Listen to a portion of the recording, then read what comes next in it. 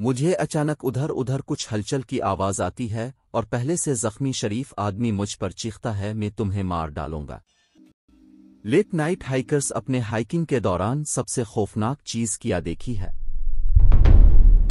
मैं रात को काफी देर तक सैर के लिए बाहर जाता हूं, इसलिए मैंने अजीब चीजें देखी हैं। अगरचे तकरीबन 2 महीने पहले यह वाकया हुआ था। मैं तकरीबन 1:30 बजे घर से निकला और ये एक आम सैर की तरह शुरू हुआ। मैं तकरीबन 2 बजे तक शहर में घूमता रहा। जब मैंने घर जाने का फैसला किया, मैं इस रास्ते पर वापस जा रहा था जिससे मेरे पास केस था। मैंने देखा कि एक काली वैन गली में घूम रही है। वाकई इस पर तवज्जो नहीं दी, अगरचे सबसे पहले मैंने तवज्जो दी। अगरचे जब मैंने इसे दूसरी बार आहिस्ता आहिस्ता गाड़ी चिल्लाते हुए देखा, मुझे पूरी तरह से यकीन नहीं था कि ये वही वैन थी। मैंने अभी चलना जारी रखा, लेकिन इस बार मैंने नजरें हटाईं और देखा तकरीबन 10 मिनट बाद वही डॉन ब्लैक वैन दोबारा सड़क पर आई। इस बार मैं यकीनी तौर पर घुटने टिकुत्ता हूं क्योंकि इसमें लाइसेंस प्लेटें नहीं थीं। अब मैं काफी डर गया था, इसलिए मैंने अपनी रफ्तार थोड़ी तेज कर ली। जब वैन इस सड़क के बीच में कुछ घरों के सामने रुक गया, मैं रुका, मुड़ा और उसे दूसरी समत में भागा। मैंने मुख्तलिफ सड़कों पर चंद मोड़ लिए और फिर किसी के सहन में भागा। मैं इनके बाड़े में इंतजार करता रहा और वही वैन गली में आ गई।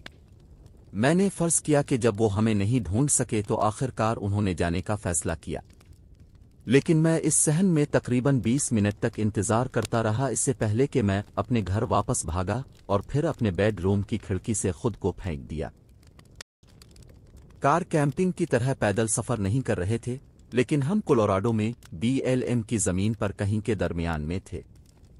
हम फॉरेस्ट सर्विस रास्ते पर 1.5 घंटे तक गाड़ी चिल्लाते रहे और हमें कोई और नजर नहीं आया। हेडलाइट्स देख सकते थे और हमारे कैंप साइट से मीलों दूर से कारों की आवाज सुन सकते थे। ऐसा नहीं है कि कोई नजर ओहे से ओझल हो सकता था। हमारे पास 3 गाड़ियां थीं और 8 लोग। हमने रात का खाना खाया, सफाई की।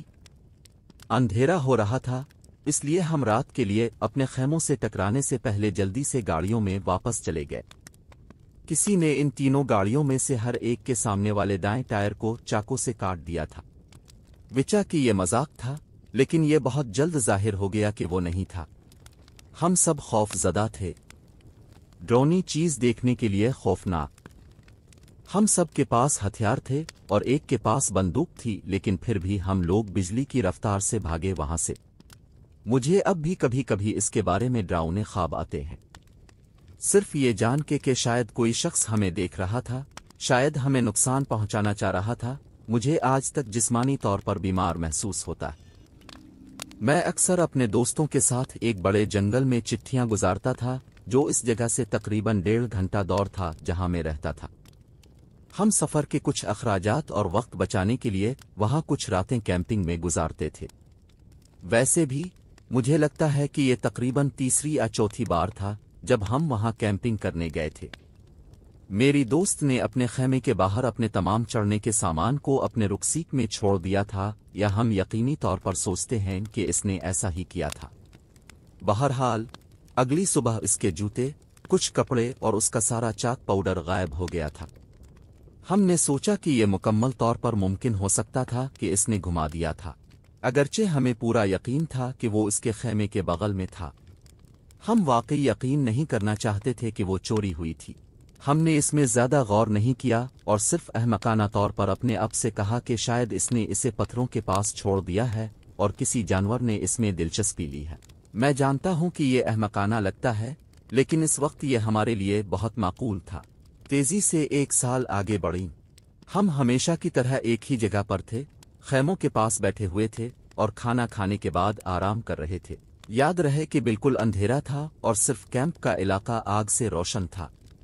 मैं एक चक्कर काटने गया और मुझे क्या नजर आता है, पेट के बिल लेटा हुआ एक आदमी हमारे कैंप साइट की तरफ देख रहा था।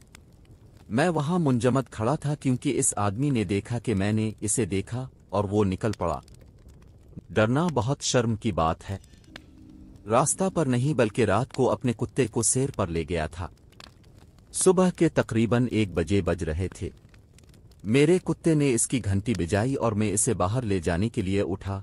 जब वो आधी रात को पेशाब करना चाहती थी, मैं इसे ज्यादा दूर नहीं ले जाता था, सिर्फ हमारे सहन के कोने में।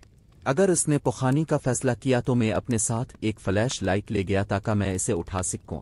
मैं वहां खड़ा हुआ इसका इंतजार कर रहा था कि वो अपना काम करे।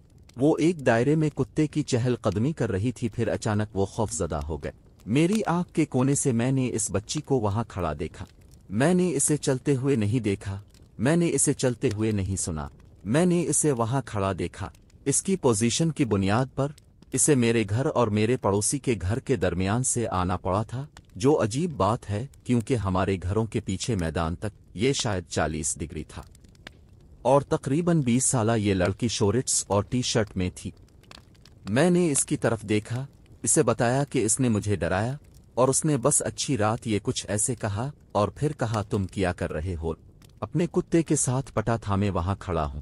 मैंने कहा मैं अपने कुत्ते को चला रहा हूं। फिर इसने कहा अच्छा, क्या तुम जानते हो कि मैं घर में कैसे दाखिल हो। मैंने अपने आप को बाहर बंद कर लिया है और मेरे पड़ोसी के घर की तरफ इशारा किया। अब मैं एक अच्छा अमरीकी हूं, मैं अपने पड़ोसियों को जानता हूं और ये मेरी पड़ोसी नहीं थी, वो अकेली 30 साल खातून है। वो मेरी बीवी के साथ घूमती रहती है, लिहाजा हम उसे बहुत अच्छी तरह जानते हैं। तो मैंने अपने पड़ोसी के घर की तरफ इशारा करते हुए पूछा ये घर। उसने सर हिलाया। मैंने कहा तुम वहां नहीं रहते, मैं जानता हूं कि वहां कौन रहता है। वो सिर्फ मजाक उड़ाती रही और मेरे सहन में घूमती रही। मैंने इसका पीछा किया और कहा तुम क्या कर रही हो। इसके बाद इसने दौड़ना शुरू कर दिया, मेरी बाड़ को उबूर किया, जिस चीज को छूना आसान नहीं है। ये हिरन की बाड़ है। ये बाड़ फुट ऊंची जाती है, फिर बाड़ के ऊपरी हिस्से में स्टेनलेस स्टील है। ये एक ऐसी चीज है जिसका अगर आप ध्यान ना दे तो आप आसानी से पार नहीं कर सकते, क्योंकि ये देखने में इंतहाई मुश्किल है और बहुत आम नहीं है।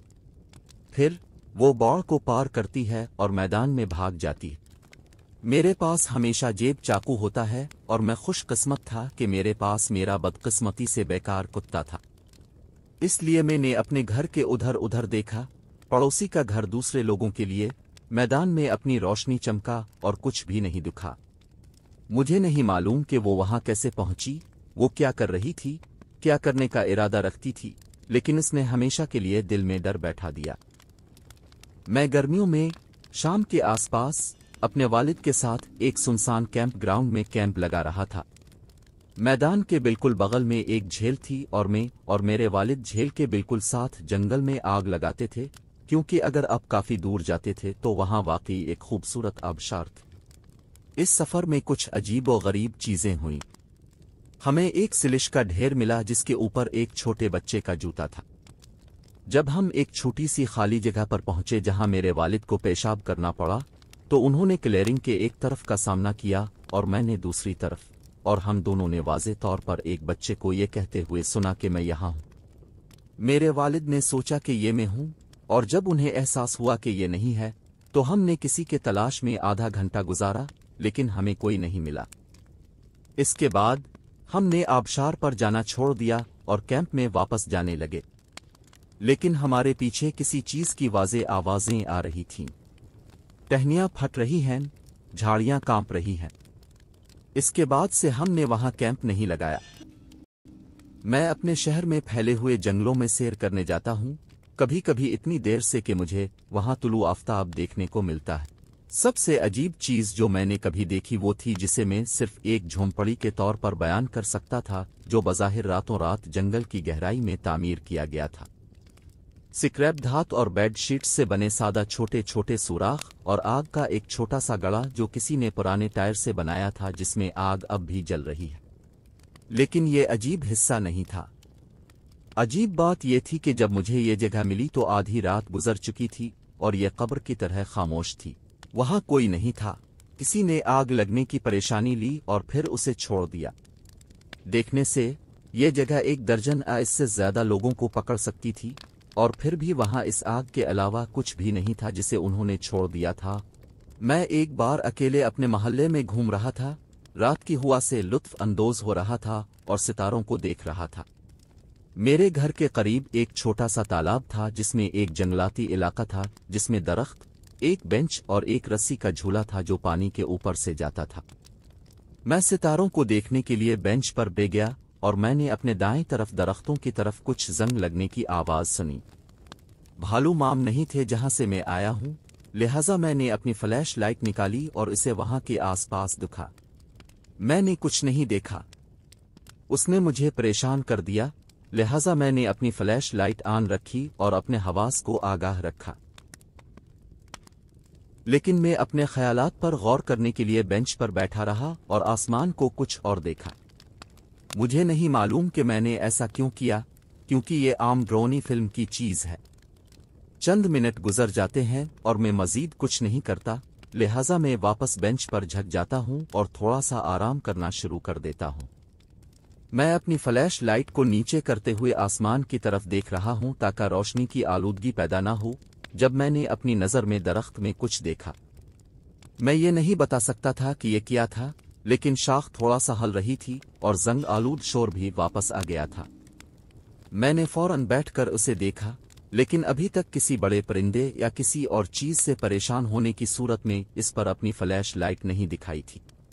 مجھے نہیں لگتا کہ میں کبھی اتنا خوفزدہ ہوا ہوں۔ مجھے یاد ہے کہ میرا دل اتنی تیزی سے دھڑک رہا تھا، میں خون کا ذائقہ چکھ سکتا تھا۔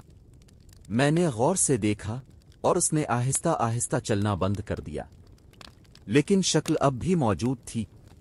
بھالو کبھی کبھار درختوں پر چڑھ جاتے ہیں، اس لیے میں بھاگنے میں ہچکچاہٹ محسوس کر رہا تھا، اس لیے میں صرف اسے گھورتا رہا۔ تھوڑی دیر کے بعد میں نے درخت پر اپنی روشنی روشن کرنے کے لیے ہمت جمع کی۔ وہ ایک آدمی تھا، درخت میں ایک خوفناک آدمی تھا جو درخت میں کسی ننگے بندر کی طرح جھکا ہوا تھا۔ اس کے چہرے پر کوئی تاثرات نہیں تھے، لیکن اس کی آنکھیں واقعی کھلی ہوئی تھیں اور بہت پھوٹی تھیں۔ جب میری روشنی اس پر پڑی تو وہ اس طرح حرکت کرنے لگا جیسے وہ نیچے آنے والا ہو، لیکن میں یہ دیکھنے کے لیے ادھر ادھر نہیں رکا کہ اس نے ایسا کیا ہے نہیں۔ میں بینچ پر چھلانگ لگا کر پہاڑیوں کی طرف بھاگا۔ میں بھاگ کر اپنے گھر اور پیچھے کے دروازے کی طرف گیا اور پیچھے موڑ کر دیکھے بغیر خود کو بند کر لیا۔ ایک بار میں نے ادھر ادھر جا کر اس بات کو یقینی بنایا کہ ہر کھڑکی اور دروازہ بند ہے، یہاں تک کہ میں نے اٹک کو بھی چیک کیا۔ میں اب کبھی اکیلا باہر نہیں جاتا۔